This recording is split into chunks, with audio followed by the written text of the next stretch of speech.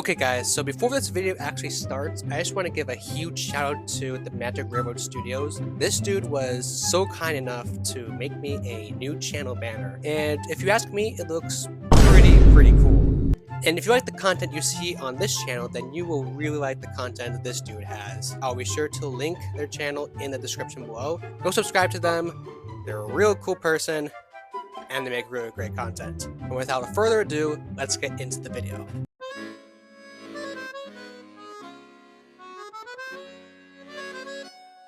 Ladies and gents, we scored big in the Herbie merchandise today.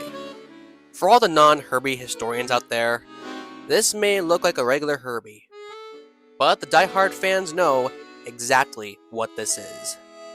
This right here is Polistil's Herbie.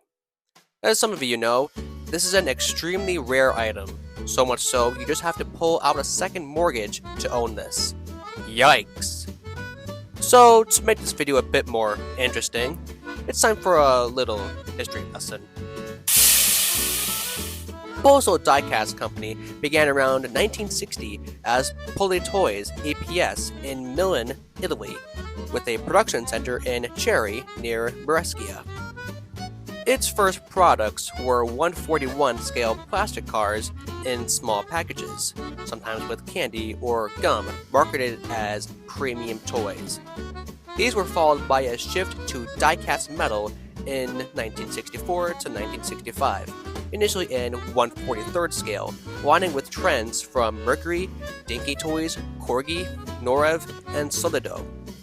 By the early 1970s, the same was changed to Polistil to avoid confusion with the British Politoy. Early packaging sometimes still bore Politoys, Polycar, or Penny alongside Polistil. The Penny series, which were 1/64 scale, was introduced in the mid-1960s, inspired by the Matchbox-sized cars, and featured a Penny logo. This line was discontinued around 1970, after which all small-scale diecast carried the Polistil name. They only ever made one iteration of Herbie. Well, of course they did, otherwise this video wouldn't exist. In 1977, Disney released the third installment of the Herbie franchise, Herbie Goes to Monte Carlo. Around the same time, Polistil joined the marketing and publicity and released 3 sets, if you want to call it that. Herbie, Giselle, however here she's referred to as Scorpion, and a box set with both Herbie and Giselle. Herbie was released in the W2 line, which was Disney's tie-in with other die-cast models. The big thing that's going to annoy a lot of people about this is the fact that Herbie is modeled after a Super Beetle. And since they had a Super Beetle mold already, they went with it instead of making a 63 model. And it's not too bad, actually. Whenever I see people make Herbies out of Super Beetles, I tend to cringe. Like, that just doesn't look right to me. But Polistil did a pretty good job, I'll give them that.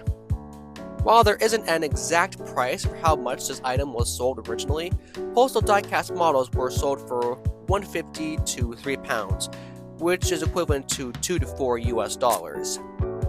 Now, these items have skyrocketed in price, so the big questions are, how did I end up with this item, and is it an original? Well, it's not an original. But before you skip away to watch someone who deserves your attention, this item has a fun story. Of course, all these items I find have interesting stories. While I visited a local antique shop in my neighborhood, I spotted this beetle.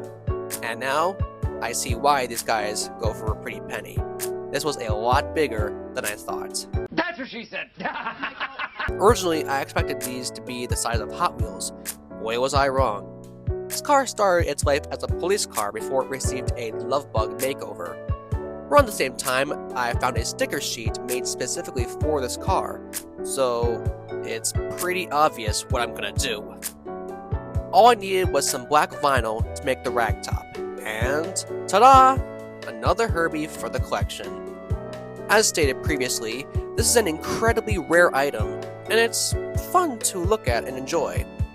And since it's not an original, that's fine. there was no way I was ever going to get my hands on an original.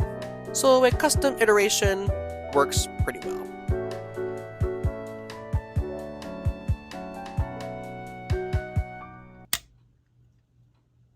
Well, old boy, I wish I could get your other half and complete the set. Huh? What? Oh. Why not have one when you can have two? So yeah, I also got Giselle. She's basically the exact same process as Herbie. I found a used Lancia online, and I say used with, big quotations. And it's decent. The only thing that's missing on it is the cover that covers up the engine in the back. But then again, to find a Lancia that has that piece in it can be quite expensive. So a second-hand one is fine. Basically the exact same process, just a repaint and some decals. And here we are, Herbie and Giselle. A rare one for the collection, but you gotta admit, these are pretty fun to look at. Well, that's gonna be it for me, folks. I'll be sure to see you all next time.